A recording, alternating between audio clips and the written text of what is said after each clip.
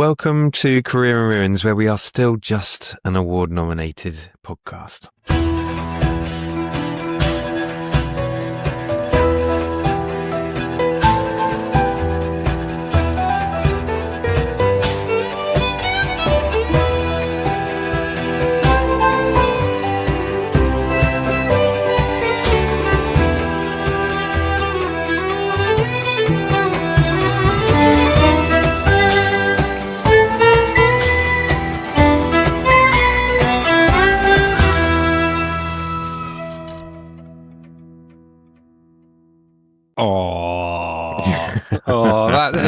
It hurts a bit, doesn't it? It stings a bit, but it's fair enough when you see the level of competition that we went up against. I think that's right. When we were sitting in that majestic room in what university we were in? Queen's University Belfast. That's the one. When we were in that lovely dining hall, surrounded by the glorious portraits of eminent professors and all of the lovely architecture and decoration, surrounded by arguably the best and the best of archaeology across the discipline. It was quite humbling, and fair enough we didn't win, really. Yeah. It's nice to be in the mix. It was lovely. We had a cracking time otherwise. What a time. I had my first ever pint of Guinness. You had more than one, did you? Maybe. I had 1.5 and realised that that's about it for me, I think. You need to be converted, pal. It's a lovely, easy drink. Easy is a tricky word. It's definitely a drink. Yeah, but lovely trip nonetheless, and great to hang out with our pals at Strapmates, and go to the Titanic Museum and the National Museum, and drink whiskey and cocktails and Guinness and play shuffleboard. You and I, we won the inaugural shuffleboard championship between Strapmates and Career in Ruins. I mean, never mind the Council for British Archaeology Awards. I think the real victory, the genuine victory, the one that will live with me for many, many years to come, is us winning our first ever shuffleboard championship against Strapmates. Yeah, and I'd hazard a guess, and this, I might be wrong here, the one and only shuffleboard championships. You see, I don't know. I was thinking a lot about shuffle today, and there is a board not very far from where I work, in the go-karting place where we had a bit of fun. So I think we could very easily find ourselves having a rematch in the near future. You saying a match once a month? Deal. Okay, nice. How you been otherwise, mate? You been keeping busy? Good. Yeah, I'm still recovering a bit from the weekend in Belfast, if I'm honest. It was a jolly good one, but I can't say I slept all that much. Loved the Titanic exhibition. That was so good. Initially, I'll be honest, it did a good job of expectation management, that museum, I think, because you walk in and for about 20 minutes we were learning about rivets, and wasn't that riveting. I was going to make that pun. And as riveting as that wasn't, from that moment on, it was all uphill, and I found actually some of it quite touching. Particularly the giant wall of names was quite a touching moment, and finding people who shared our surname was an interesting one. Yeah, the Pitmans made it. They were obviously an upper class. The Shaws, not Henry Shaw, not so lucky. Well, I've done a bit of research on the Pitman that made it, and he was like third in charge. He was one of the bigwigs. He was a sailor. Yeah, lots of transcripts at the Titanic inquiry. It's good to know government inquiries were still going on back then. But yeah, really interesting. But no, I'm all right. I've had a fun week of it, I'd say. I got to do a bit of South Todaying, which is, for our international audiences, the eminent Southern news channel for the South Central Regional District. News for BBC. Everyone knows BBC. Regional News. Yeah. And it's. I mean, South Today is a very respected, very respected organisation. But it was lovely. They came out to Poole Museum, where, as regular listeners will know, we did a little documentary recently that went out at the weekend. And they came down, chatted to the crew, chatted to the team, chatted to the museum folks, and chatted to me a little bit. And the chap doing it, a chap called Patrick, put together a fantastic edited piece for the news. And it was really nice to see all of Bournemouth's work, all of the museum's work, and indeed Time Team and our work kind of up there. So that was for the mortar wreck. Yes, yeah. So the Nice. Mortarek documentary that you and I hosted, and it went out at the weekend, and it seems to be doing all right. Lots of lovely comments on there. So if any Career in Ruins listeners haven't checked it out yet, go and have a look. Get your comments on there. Make sure you tell all those Time Team fans to tune into us. But it was great. But really, Safe Today is one thing, but you've been doing something a little bit more national, haven't you? Yeah, well, I mean, last 2 weeks have been absolutely crazy with a finale of flying to Belfast, getting to Belfast and flying and having a terrible flight and landing and then going round again and feeling particularly unwell. And then sitting through the awards. But yeah, work's been busy. We've had a climate change conference at Westonbirt, the National Arboretum, looking at species and resilience and sort of species selection for parks and gardens going into the future in a warming and changing climate. Had a great week, 2 days in the New Forest with all our historic environment advisors, which was an absolute pleasure, talking all things forestry, archaeology and management. But in between all of that, yeah, I went out with BBC Proper Mate, BBC One, and their flagship program, Country File. I thought you were going to say their flagship program, Strictly Come Dancing. Well, I never heard of it. Any good? That's all right. Yeah, and they are revisiting their Stonehenge special. So they did one a few years back, and they were looking at the sort of advancements in knowledge and understanding of Stonehenge since they last visited. And they wanted to visit Westwoods, which is one of my favourite woodlands. It's in Wiltshire near Marlborough. And there's been some brilliant work, which I won't go into too much detail for a reason you'll find out very soon. Some great research around the quarry site or the sarsen stones that are found at Westwoods, and they're linked to Stonehenge. So I had a lovely afternoon mincing around the forest and talking to Joe, the presenter, and generally enjoying myself. Oh, so you've gone national. That's decent. Yeah, should be right. Should be right. Hope I've done it justice. So what's this Stonehenge you speak? Well, we've got a great guest today, Derek, who could probably do a better job of explaining it than I can. It's the fantastic Professor David Nash, who is a physical geographer with teaching and research interests in the interface in geomorphology. Sorry, I just am terrible at reading. I'll keep going. That's easy for you to say. This gets harder.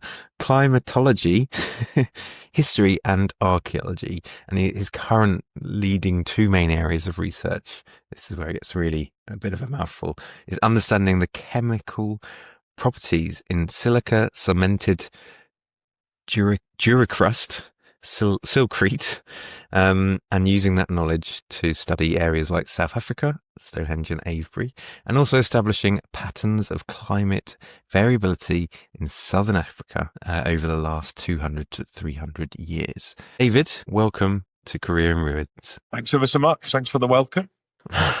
Apologies, I massively stumbled over that. This is the issue, is having dyslexia doing you massacred that. as is tradition.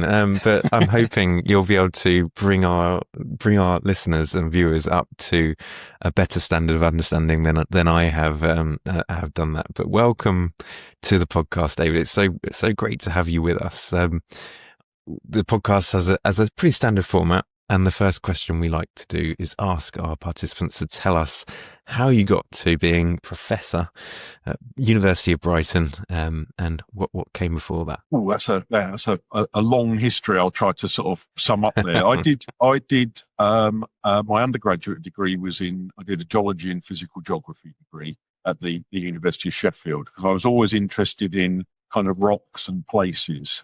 I suppose, really. I was that kind of shared interest as a kid. I loved dinosaurs, and I really got into geology. And I studied at Sheffield, and towards the end of my undergraduate degree, I was thinking, well, actually, I might want to go into research now. So I chatted to the guy who became my PhD supervisor, a guy called Dave Thomas, who's now at Oxford. And he had a project to go to the Kalahari Desert, basically in Botswana, to try to figure out how, in that case, fossil drainage had come to be. So looking at ancient drainage lines and trying to figure out when they were active and when they dried out. And I obviously, the chance to go and spend a chunk of time in Botswana, I jumped at it. And I had a fantastic total of 9 months out in Botswana, driving around in a very old Toyota Land Cruiser. Part of what I did while I was out there trundling around was I was looking at the rock types that you massacred at the beginning. So I was particularly interested in a type of stone called silcrete that you mentioned. And silcrete is what in the UK we refer to as sarsens. So I was really looking at it and trying to figure out kind of how it formed, what its chemistry was like, how it varied from place to place. And I guess really that's where the link through into archaeology comes in, because I went to a conference in Botswana. I've only ever been to one conference in Botswana, but this was a really interesting one, and it was a real kind of multidisciplinary one. And they had everybody there who were working on Kalahari environments. And there were people talking about cattle ranching and water resources and archaeology. And I gave a paper about silcrete. And normally people sort of lapse into a coma when you start talking about silcrete. But there was a woman right in the middle of the audience, put upright, scribbling away and furiously, who turned out to be a woman from University of Oslo called Sheila Coulson, who I've been working with pretty much ever since. And I'll keep it short, but she was working on an archaeological site in a place called the Sedilo Hills. She'd found lots and lots of these little Stone Age sites, so they're probably 100,000 years old. And she'd found lots and lots of silcrete artifacts, but there wasn't any silcrete for a good 100 kilometers in any direction. So she was saying, well, do you think we could figure out whereabouts this material came from? And so I got a little bit of money through Brighton, and we did. We could figure out, we could use the chemistry to try to match the plate, the actual artifacts and the stone chippings from the stone tool making to the places in the landscape where people use stone as a raw material. So that's really where my link into archaeology came. So that's geochemistry? Yeah, so geochemistry. So it's kind of looking at you mentioned geomorphology, so it's looking at the landscape itself and trying to figure out whereabouts this stone is found and where it forms. And then we were looking at the chemistry of the stone itself.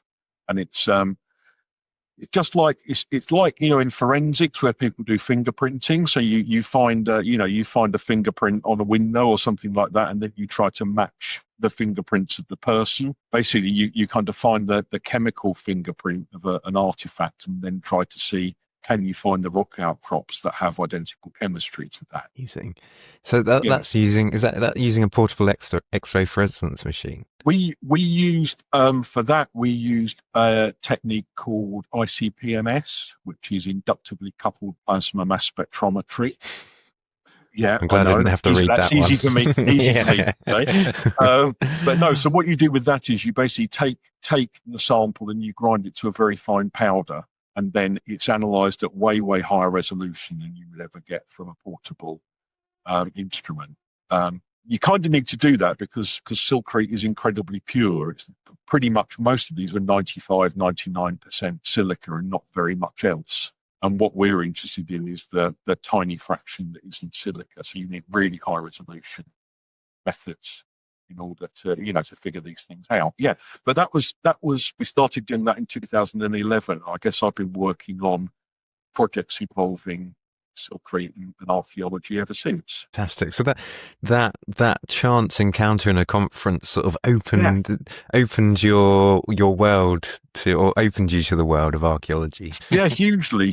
And it's one of those, it's one of those things that in any career, chance plays such a big thing. I know I can look back over my career and think, just how there's encounters and meeting people and plays such a big role, really. So is it safe to say then, since 2011, this has been the focus of a lot of your research? Yes, it has. Yeah. So we've carried on doing work in Botswana. So we worked on this one Middle Stone Age site in the Sedilo Hills. And in terms of what we found out there, we found that people were transporting rock about 295 kilometers before they were making tools with it. So these were people, and I know, which is mad. But this is people who were presumably, well, they presumably knew the quality of that material. They wanted a stone that would, you know, nap in the way that they'd like it to, so they could make tools. And perhaps they didn't necessarily know what they would find when they got to where they were going. Yeah, or maybe they knew that that material wasn't there, so they brought it with them. Now, I've got another colleague who does refitting work, you know, where you basically take all of the debris from the napping of the stone and then put it back together like a 3D jigsaw. And I don't know how people have got the patience to do that. She was able to identify that people were transporting things probably up to the size of a big grapefruit. So they were taking quite big chunks of stone and probably multiple blocks of it and carrying it. Yeah, well, we don't know whether they were carrying it directly themselves or whether there was trade involved, but they were definitely getting it from, you know, getting on 200 miles and then taking it and using it to make tools. I always love the idea of sort of imagining prehistoric people, rather than sort of carrying around a pre-made toolkit, just getting their Swiss Army stone and taking it with them where they were going, and then getting whatever tools out of it they need when they get there. That's such an interesting thing. And we knew that they were bringing, you know, they were bringing raw lumps of stones. They didn't do a lot of prep work to tidy it up. They were carrying lumps with all the crud on the outside of it, and then chipping away, making a lot of mess.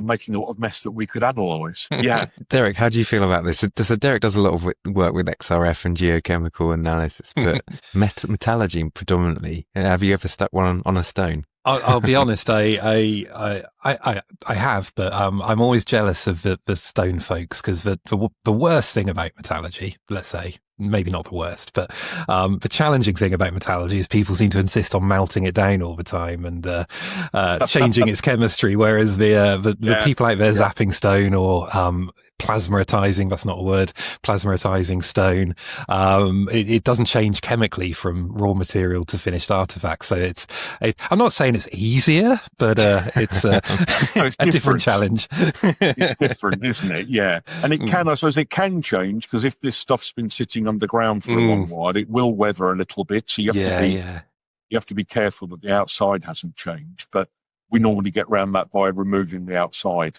you know, so that you can be fairly happy that you're getting the interior of the rock. So we've done other projects along those lines. In now I think we've looked at about 7 or 8 different sites. We're currently working on kind of trying to piece all the results together to, you know, see how people move through landscapes, which is just a wonderful thing to think, you know, 100,000 years ago, you know, you know, where people have been. That's the lovely thing about it. You know, they've been there. I think that there's nothing better than being able to look at artifacts and be able to understand the bigger landscape narrative. And I think I'm quite biased in this. I'm often quite uninterested with individual artifacts. So like, yeah, they can tell us about the people here and at that point, but it's not, I want to know about the landscape. And actually, you're turning me around there, David. So presumably then this chance encounter and this initial research has led on to you doing more work on silcretes and sarsens elsewhere. Yes. So, I mean, I'm not going to, I don't want to sort of second guess your second question, really. But yes, what it's done is it basically, that's really what led us to starting to do work on trying to figure out whereabouts sarsens came from.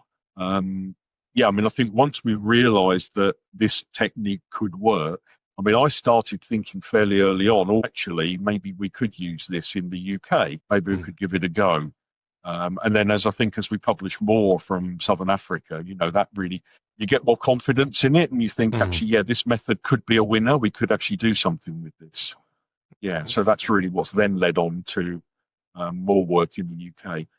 I've done work on sarsens in the UK before, but very much looking at, again, at how they form and, you know, what's their chemistry like and all those kinds of things, rather than necessarily thinking about them in an archaeological. So before we move on then to the pride question, which I think is going to be the crux of the bit of the career we're not talking about just yet. How are sarsens formed? Oh dear. How long have you got now? No, so basically what they are, I mean, if you think of them in their simplest form, they are quite simply sand that's cemented together by silica. And most of the UK ones are probably what we refer to as a groundwater silcrete. So they would have formed when sand was underground and then it had solutions washing through it. It would have had silica washing through it in solution in the water. And then gradually over time, that silica kind of precipitates out, it crystallizes around the sand grains, and then slowly over time forms possibly a sheet of some kind. You imagine if you've got like near a water table, a big subsurface water table, and you've got sand there, you'll get cement occurring over a big sheet in the landscape. And then what's probably happened is that sheet's been broken up. And what we've got today is really the remnants, big boulders that are reflecting pockets of what was a silcrete, rather be, I don't know, it could be a big sheet, it could be a localized area of rock that's then broken up as the landscape's eroded. So as the chalk lands have kind of been eroded and all the valleys have cut through, you'd have had what was, solid layers of rock breaking up and then kind of migrating down slope. And if you've been around, I'm not sure whether you've seen the sarsens in Wiltshire, out in some of the big valleys where there are stones. I mean, they're some of the most bizarre things ever, because you're in chalk downland and there's nothing there but chalk and flint. And then you've got these, honking great big boulders that make absolutely no sense in that landscape at all. But when you kind of realise that younger than the chalk, so after the chalk, there was quite a lot of sand deposited in those areas. And that's really the younger layers of the geology is where the sarsens have come from. Yeah, so they're a sandstone, but they're formed much more in a near surface environment than say your regular sandstone, where it's all cemented quite a considerable depth underground. But in the simplest form, they're a sandstone. Brilliant. I think the one that really strikes me is not far from Westwoods. It's just north. It's a National Trust one.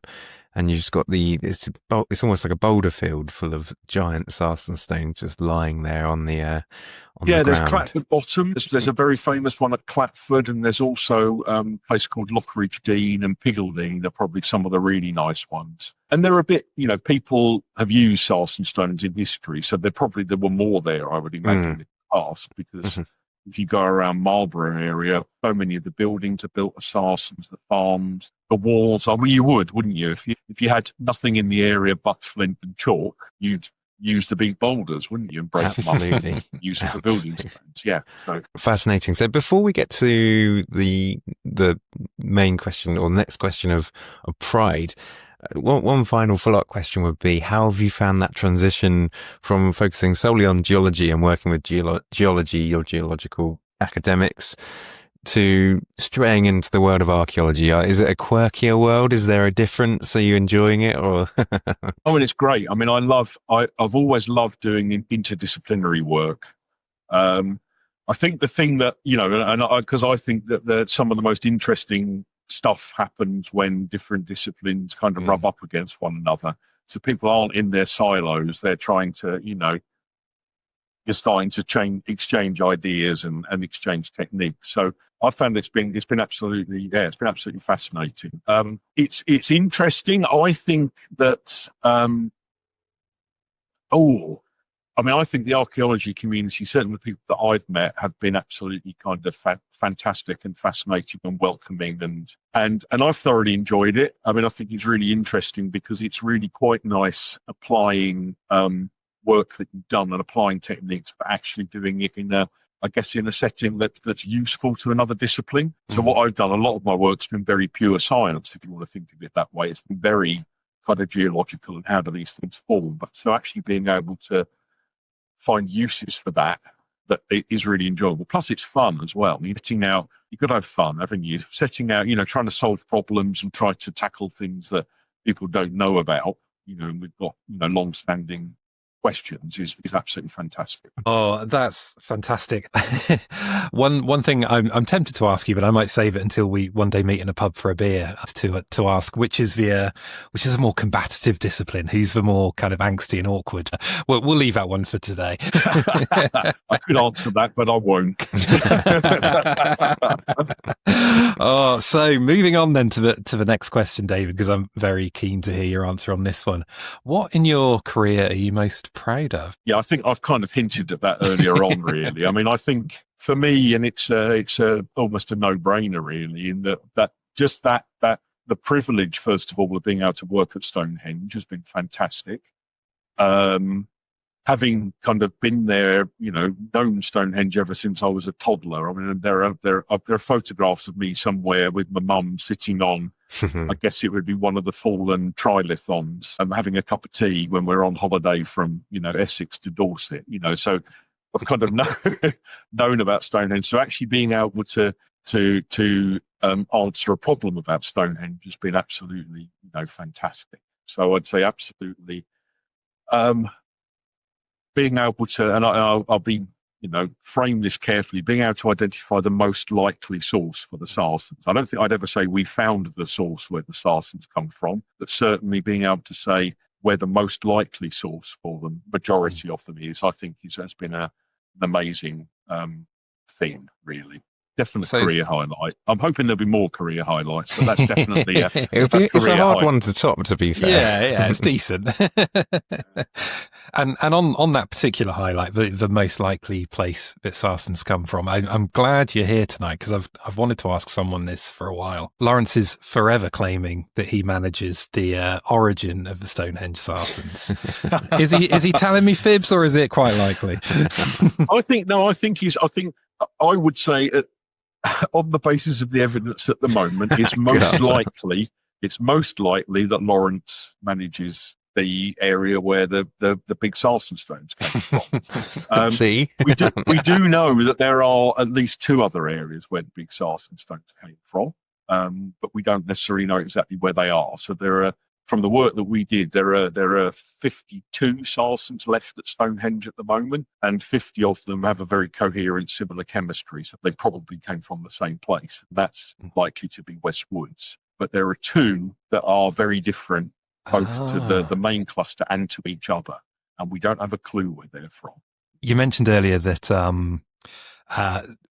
geology can change over time with weathering and things like that. How did Historic England take it when you turned up to Stonehenge with a drill? You see, we didn't. That was the thing. That's the beauty of this. So we turned up to Stonehenge with a portable XRF machine. Mm-hmm. That was the first thing we did. And basically, the only thing we were told is when you're doing this, you do not touch the stones, and you do not touch the stones with the instrument, which is not easy. Work, yeah. It's not easy because each of the readings we did using the XRF takes about 2 minutes, and we did 52 stones, and we did each one 5 times. So I had a very stiff arm by the end of doing this work. I mean, we did it over, what did we do? It was over about five visits. So we did 4 night shifts, because again, we weren't allowed in to do the work when it was open to the public. The monument's open to the public, which is fair enough, because I don't think, you're paying your money to see Stonehenge. You don't want to see people with hard hats and high-vis doing chemical measurements on. It's not good on Instagram, I'd imagine. So, I don't know. It's not mine. Yeah.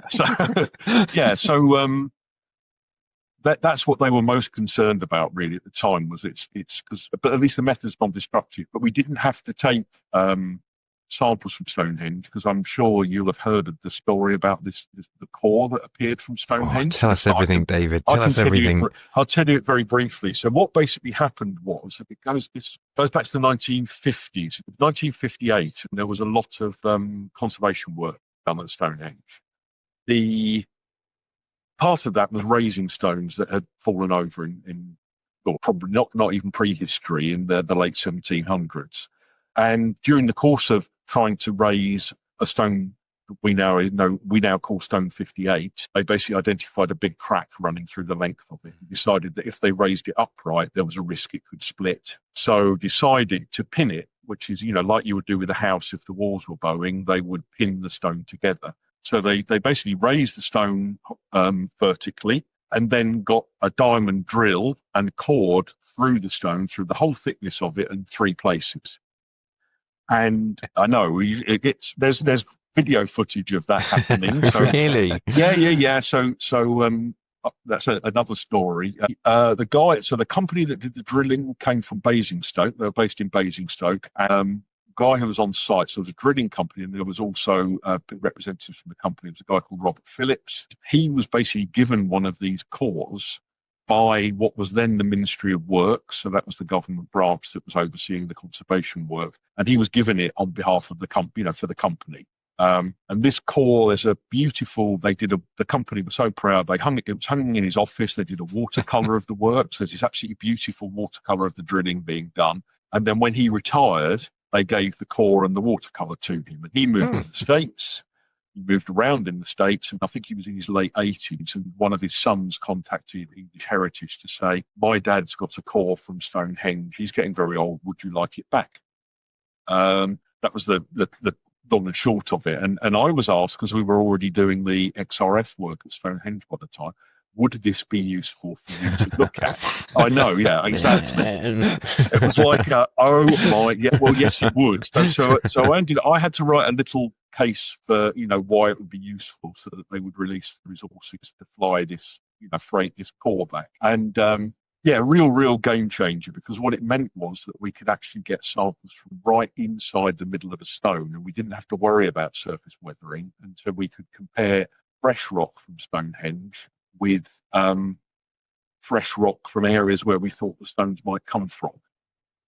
And I mean, I was amazed we were given permission to sample. That was an interesting experience, because the core was held down in a big storeroom in Bath, and there was, people disappeared and there was lots of murmurings and whatever else, but we were then given permission to sample and analyse a 7-centimetre piece of this core, and it was kind of cut in half lengthways, and we took one half of that and the other half stayed, and it was that really that allowed us to do the real high resolution work, so that we could then match the stone against possible areas of sarsens around southern England. And that is so fortuitous. We talk a lot of chance, isn't it? So I was saying about chance earlier on. It's pure chance. So we were just in the right place at the right time, I think. Doing the right research. Doing the right research and happening. It was kind of amusing in that when I got the email through saying about this core, the initial email was, am I right in thinking you're doing research at Stonehenge at the moment? And my immediate reaction was, oh God, what have we done wrong?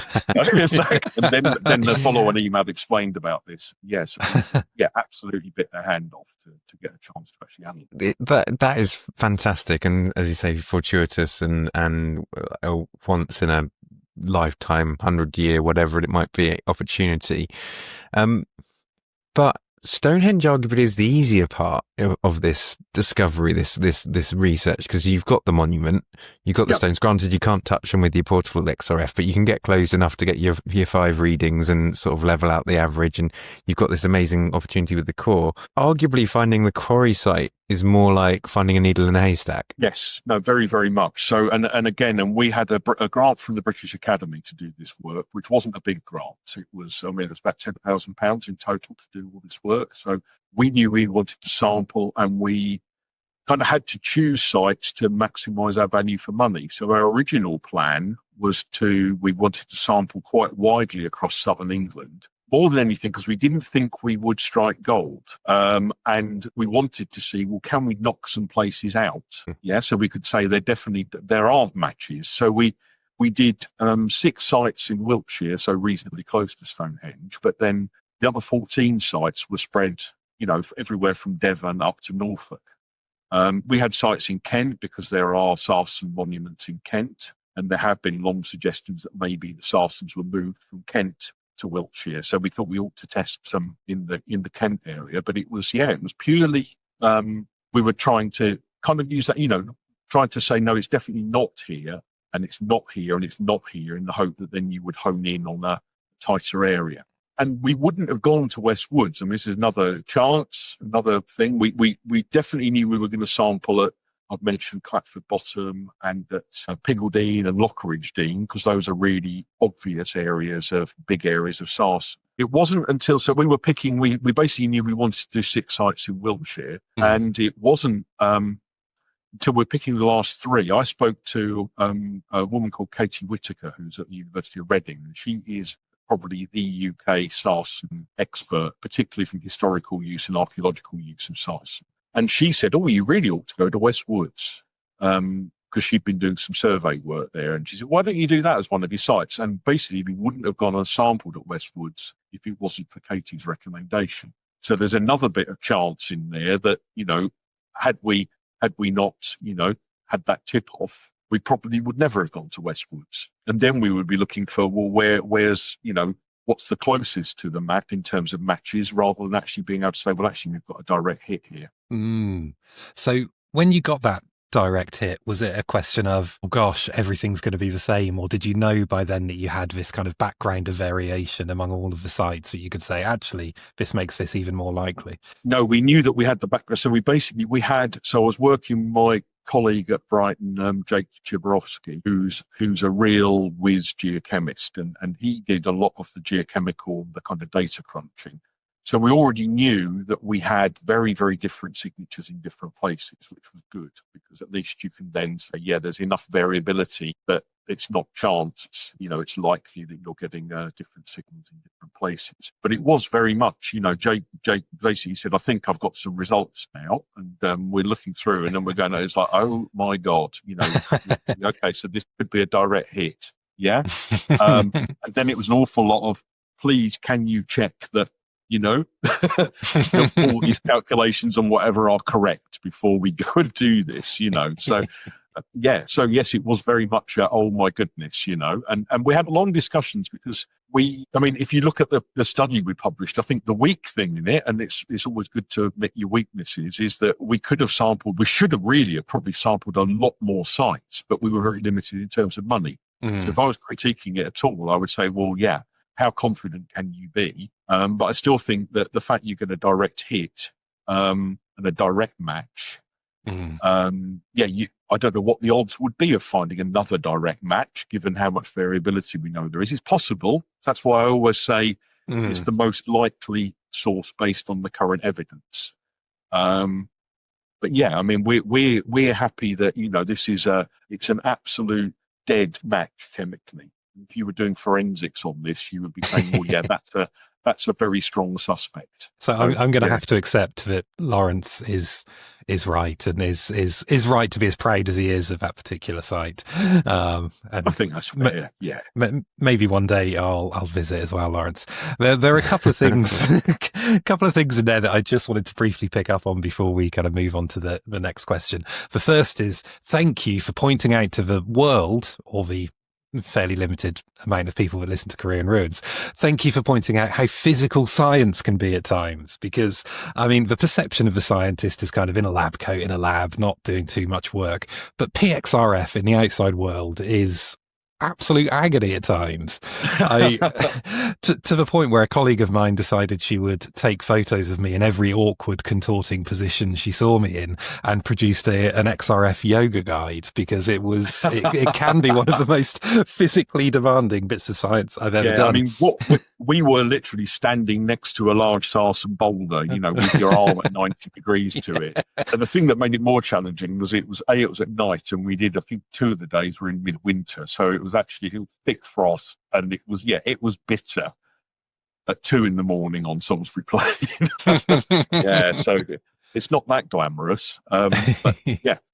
But the results are pretty decent. And the other thing you mentioned, which gives me a rare opportunity to tell a story about cores, which I don't get to do that often. It's funny enough, it doesn't come up too much in the podcast talking about opportunistic core finding. But you reminded me of a story. I was doing some work a few years back on the geology around Bath and the possible origins of some of the building stones for the Roman baths. I had a PhD student, Owen Kern, doing the work. And we really wanted some comparative material, but we couldn't really very easily go and kind of dig into mines and drill holes in stuff. It's quite a challenge. And we just wanted to have a little look to kind of see if it would work. And a dear colleague of mine, I don't know if you know him, he's a carbonate sedimentologist, a chap called Morris Tucker, got in touch, and he said, I've been wandering around the town. They're doing coring all over the place at the moment, looking at where it's going to collapse. I've just been grabbing them off the side of the street. Would you like them? And again, opportunistic cores. So they're out there. They're out there. Yeah. I'm throwing it out there. I think we've got the 2 coolest PXRFers in arguably in the world. Just for the two sites. So David with your Stonehenge PXRFing, hard to beat. But Derek with your Broomsvale bucket from Sutton Hoo. I'd throw it out there to the listeners. Do you know of a cooler thing that's been PXRF'd than Stonehenge and the Sutton Hoo beautiful Anglo-Saxon burial bucket? Write in, comment below. That's the thing, right? Which leads on nicely, because there'll be plenty of people out there that use PXRF that will be envious of both of you for your use of science and archaeology. But David, what is it that you are envious of with regards to other people's works, discoveries, anything like that? I was thinking about this in terms of, and I wanted to talk from an archaeology perspective, really. I'm really, really envious of the people who get to work with ancient DNA. Totally different to what I do, but I find it absolutely incredible that, and not so much recent DNA, although it's fascinating to know that you dug up a former king in a car park. That kind of thing is amazing when you can do that, tracing lineages through DNA. But I'm amazed that you might be able to, the concept, you can go to a Middle Stone Age site somewhere or a Paleolithic site somewhere, and you know the type of hominin that was living in this. I find that incredible. So you haven't just got to look at the stone tools people left behind, but you can actually say something about the type of ancestral human, if you want to think of it in that way, that was doing that work. And I don't begin to pretend to understand how it operates, but I am super envious at being able to do that really big, connection with the past. And it's mad enough working with people who do refitting, and where they are able to say, here, take this piece of stone and this piece of stone, and then you go, click, and they go back together again. And you think, well, I'm the second person who's actually done that since that stone was chipped away, and I love that that's the thing I love about archaeology, is that connection with the human past, and that, so that's what I would love to do. I'm very, very envious about people who do anything to do with DNA in archaeology. Is that okay as an answer? Very different to what I do, but I am very, I do find it, I'm like, wow, what a fantastic thing to be able to do. It's an envy I share, particularly as the kind of the DNA discipline moves on, and people seem to be increasingly asking really, really interesting questions with it. Like some colleagues of mine recently identifying family links within a single Iron Age cemetery, and it gives a connection that I don't think there's any other way we'd ever get in archaeology. And and that's what I think is fantastic about it. Yeah. And it is. And that whole idea that you can trace family links and you can trace intergenerational links. It still blows me away that you could look at some, I can't really call it cave dirt, because that's probably a bit of the wrong term, but you can look at the fine sediment from a cave deposit somewhere in the Middle East somewhere, and figure out that this was a particular type of hominin that was living in this from the DNA that they've shed, and it's in the sediments. It's amazing. It is truly, truly remarkable. But so is figuring out where the stones from Stonehenge came from. So I'll give you that. Moving on to our last question then, David. As we mentioned early on, Lawrence and I have developed a time machine, which allows all of our guests to go back in time and visit a place of their choosing. The rules of time travel are fairly fluid, and you can borrow from just any Hollywood movie that has any time travel in it whatsoever to get any laws of physics and or paradox type rules. So pretty flexible. So, David, where would you like to go? You can probably imagine, can't you?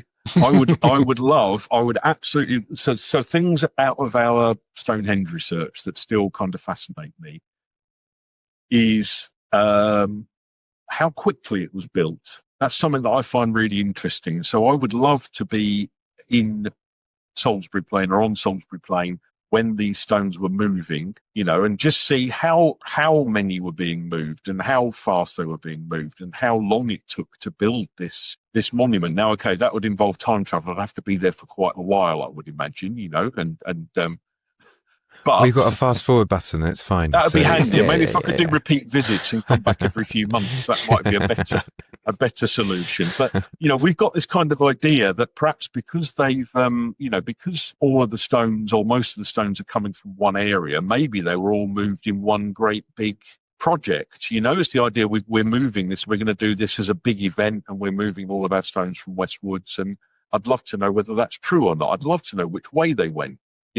So you could test out all these ideas about least effort pathways and whatever else. I still do wonder, all those GIS nerds. I know, exactly. So I still think, though, if you're prepared to drag a 30-ton boulder all that distance, you might not be that worried about least effort pathways. I'd imagine you might be taking in special places. I mean, if there's other important places en route, you might well be moving it through there. But that's what I would love to know, and just to get in there and see the human effort and try to see whether all these, what was it for? It'd be great, wouldn't it, to be able to talk to people really about why they built it rather than having to piece together evidence. I had a bit of a prediction about where you go with your time machine ticket, because I was wondering if in kind of a causal loop or a temporal paradoxy kind of way, maybe it's already happened and we're seeing the results of it.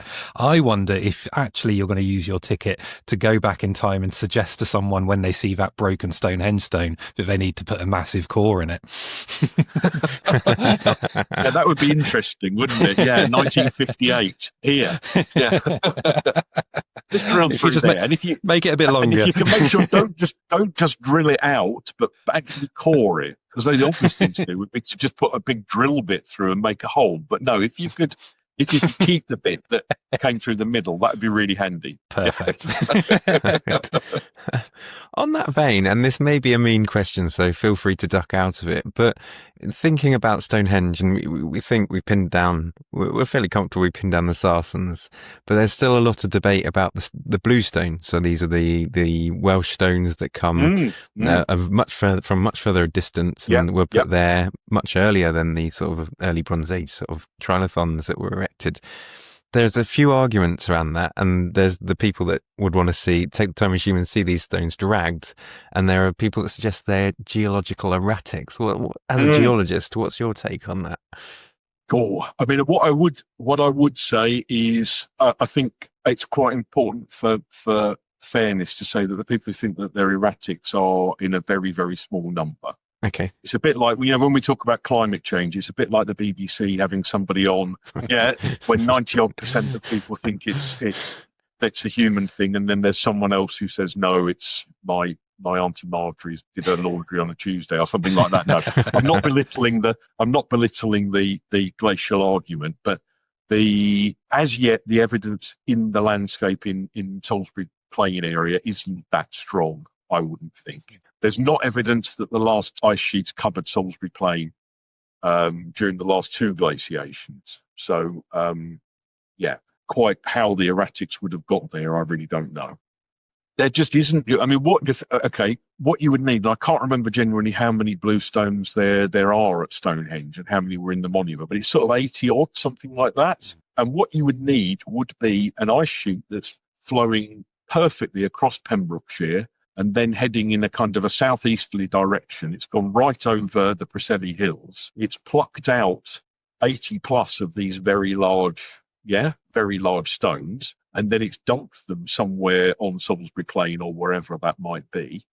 But it hasn't left behind any other evidence. No. So it hasn't left behind lots of little bits of. If there was that much movement, genuinely, I think if a glacier was moving, lots of large boulders, there would also be lots of smaller bits. And I'm not seeing evidence for that yet in the landscape. I don't know how much people have systematically looked in detail for it, but I've not seen people describing at other archaeological sites that there's loads of blue stone fragments coming up. It's not happening. So that's the thing for me. Oh, that's so useful. In the absence of that, I think that the human movement, is probably more plausible. That's great. And it's nice to hear that my own musings, that I'm no expert, just based purely on logic and an A-level in geology, makes me think that, it's far more plausible that they've been moved by human influence rather than sort of an ice sheet of some kind. I mean, it's possible, but I think the thing is that you would expect a smoking gun in the landscape, in the Stonehenge area. Or at least somewhere nearby where these things must have been taken from. I'm still very much of the, genuinely, if there were 80 plus stones, you would expect an awful lot of smaller debris to move over in the ice sheet with that, unless it was purely fortuitous that, Yeah. And they happened to find all 80 of the stones that would have been peppered around all over the place. So I just think, so I wouldn't belittle it, but I think I'd need more evidence before, I would really kind of hold a lot of weight in it. Yeah. I think I'm very happy to to imagine that our prehistoric ancestors were very capable of moving rocks over great distances. I think that's something humans could do in the past, and I'm quite and they do it comfortable with now, that. don't they? There's anthropological work showing that people move absolutely enormous boulders over long distances. So yeah, I don't see why not. Are we sure it wasn't aliens? Don't. We're going to have an Ancient Aliens and Stargate special at some point soon. Oh, we need to discuss. We didn't talk about that. It's coming back. We'll have a Stargate special. Okay, cool. Sorry, David. Got too excited. David, thank you so much for joining us this evening for your career in ruins, and for giving us insight into your incredible research, for demonstrating that you don't have to be an archaeologist to be working in archaeology. And I mean, you clearly are an archaeologist now, but certainly origins of geological research, and it's been fascinating. So thank you so much for joining us. No, thanks ever so much. And thank you.